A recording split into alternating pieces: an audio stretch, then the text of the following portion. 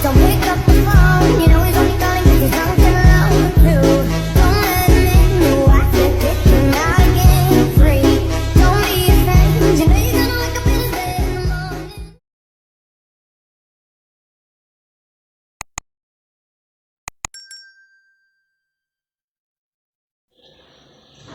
Shalom, Assalamualaikum warahmatullahi wabarakatuh. Halo teman-teman. Sebelumnya perkenalkan, nama saya Swistike Ayang.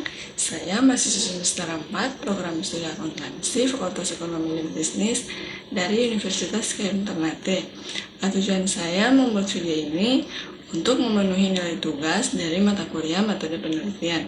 Jadi yang akan saya bahas di sini ada 3. Yang pertama itu definisi dari hermeneutika dan sejarahnya. Kemudian yang kedua teknik pengumpulan data, dan yang terakhir analisis data. Jadi langsung saja ke video berikutnya. Definisi hermeneutika dan sejarahnya. Hermeneutika berasal dari kata Yunani atau hermeneunein, yang berarti interpretasi atau penafsiran. Menurut Gadamer tahun 1960, hermeneutika merupakan proses interpretasi yang melibatkan dialog antara pembaca dan teks. Kemudian sejarah hermeneutika dapat ditelusuri kembali ke zaman kuno. Tetapi pengembangannya yang paling signifikan terjadi pada abad ke-19 dengan kontribusi tokoh seperti Friedrich Schleiermacher dan Wilhelm Dalton. Teori utama dalam hermeneutika itu terdapat beberapa teori yang membentuk dasar bagi proses interpretasi. Misalnya, Dalton menekankan pentingnya Verstehen atau pemahaman dalam memahami pengalaman manusia, sementara Hans-Georg Gadamer mengembangkan konsep horizon interpretasi untuk menjelaskan bagaimana konteks budaya dan historis mempengaruhi interpretasi. Kemudian studi terdahulu dan temuan yang penting. Ada beberapa studi telah mengaplikasikan hermeneutika dalam berbagai konteks, termasuk studi literatur, sejarah, filsafat, dan ilmu sosial. Contohnya, Saussure pada tahun 1976 menerapkan hermeneutika pada analisis naratif. Sementara Habermas pada tahun 1985 menggunakan pendekatan hermeneutika yang kritis dalam memahami fenomena sosial dan politik. Kemudian yang kedua, teknik pengumpulan data. Di teknik pengumpulan data ini terbagi atas beberapa bagian. Bagian yang pertama, pemilihan subjek atau materi penelitian.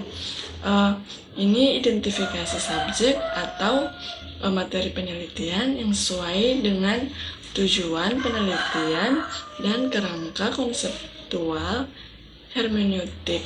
Kemudian pertimbangan beragam sumber data yang dapat memberikan wawasan yang mendalam tentang fenomena yang sedang diteliti. Kemudian yang kedua, metode pengumpulan data. Metode pengumpulan data ini ditinjau dari berbagai metode pengumpulan data yang sesuai dengan pendekatan hermeneutika seperti observasi, wawancara, dan analisis teks. Kemudian pilihlah metode yang paling relevan dengan subjek peneliti dan mampu memberikan data yang kaya dan bermakna. Kemudian yang ketiga, proses interpretasi data.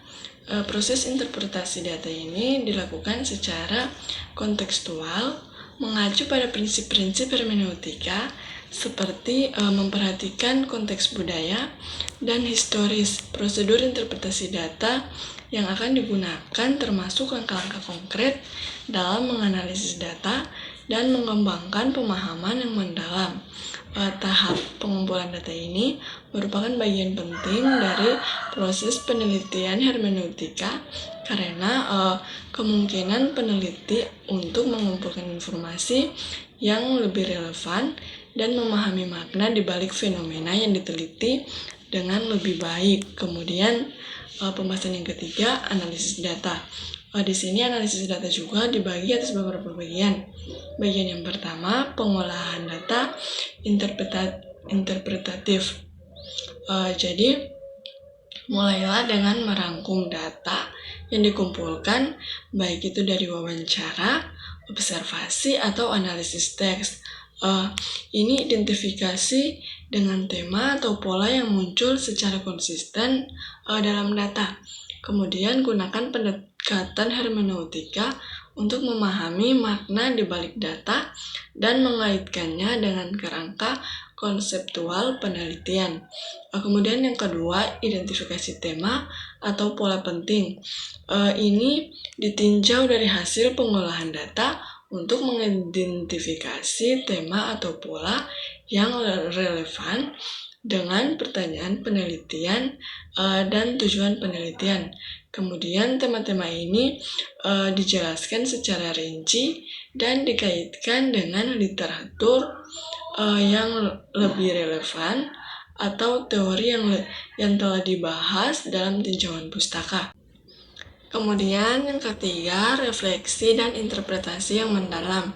Lanjutan dengan merenungkan makna dari temuan-temuan tersebut dalam konteks yang lebih luas, pertimbangan implikasi temuan terhadap pemahaman kita tentang fenomena yang diteliti dan relevansinya dengan kerangka teoritis yang digunakan. Kemudian tawaran interpretasi yang mendalam tentang temuan berdasarkan pemahaman kontekstual yang luas dan prinsip-prinsip hermeneutika. Tahap analisis data ini memungkinkan peneliti untuk menyusun pemahaman yang lebih dalam tentang materi penelitian, kemudian mengidentifikasi pola-pola penting dan menginterpretasikan makna di balik data. Hal ini penting untuk menghasilkan temuan yang bermakna dan relevan dengan tujuan penelitian. Sekian penjelasan singkat dari saya. Lebih dan kurang saya mohon maaf. Jangan lupa like, komen, share, dan subscribe teman-teman. Dadah, shalom.